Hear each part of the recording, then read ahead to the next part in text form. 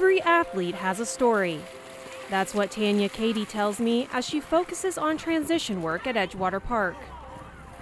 All these athletes are trying to juggle all these balls of life, home, family, work, friends, training, everybody's kind of pulling at their time, so that all goes into their story.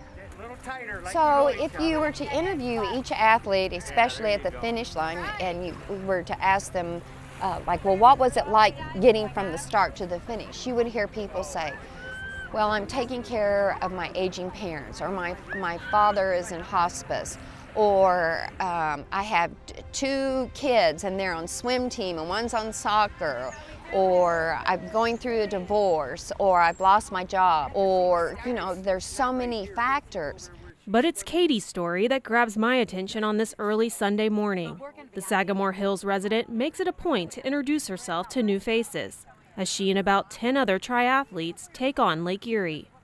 To do a triathlon, you have 4 disciplines. You have the swimming, the bike, and the run, and the transitions, because if you putz around in transitions, you can really eat up a lot of time, which will make the difference.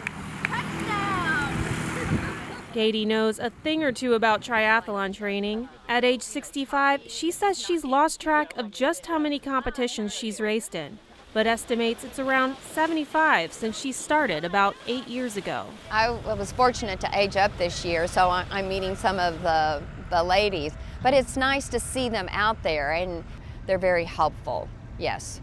But in their mind, they're like sizing you up and they're competitive. It's just the nature. I don't know what to say. Yeah. Cady says she wasn't always an athlete, but was motivated by seeing all the coverage of the 100th anniversary of the Boston Marathon. The world's premier road race marked its 100th running by making sports history. Look at this scene from... I said, well, I want to do that. When I first started running, I would literally run from one utility pole to the next utility pole.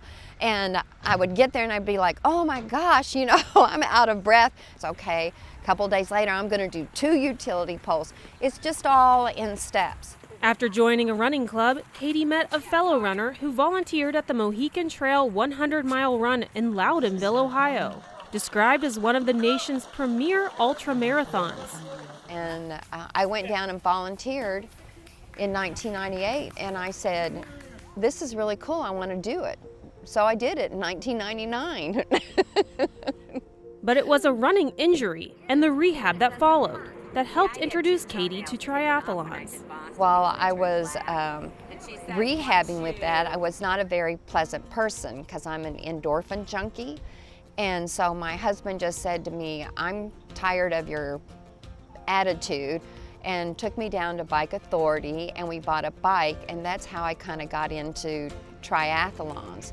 Like other athletes I talked to, Cady distinctly remembers her first triathlon at Portage Lakes in 2011. I did not have goggles, so I swam with my glasses on with a glass strap to keep them on, and I got hit so hard by another swimmer that it knocked the lens out of my glass. Anyhow, I got out and I had a hybrid, about a 20-year-old bike, and I got on there and I was like pedaling like the Wicked Witch from the Wizard of Oz, and dun, dun, dun.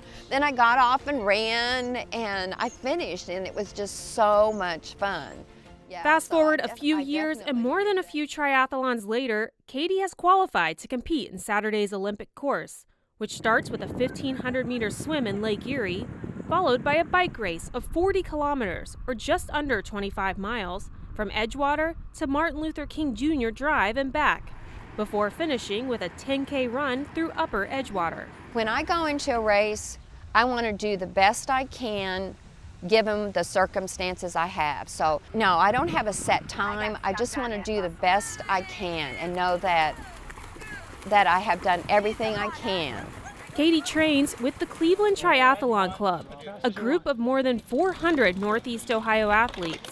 We have all levels of ability and experience. We have first-time athletes coming out that have never competed in anything to accomplished collegiate athletes as well.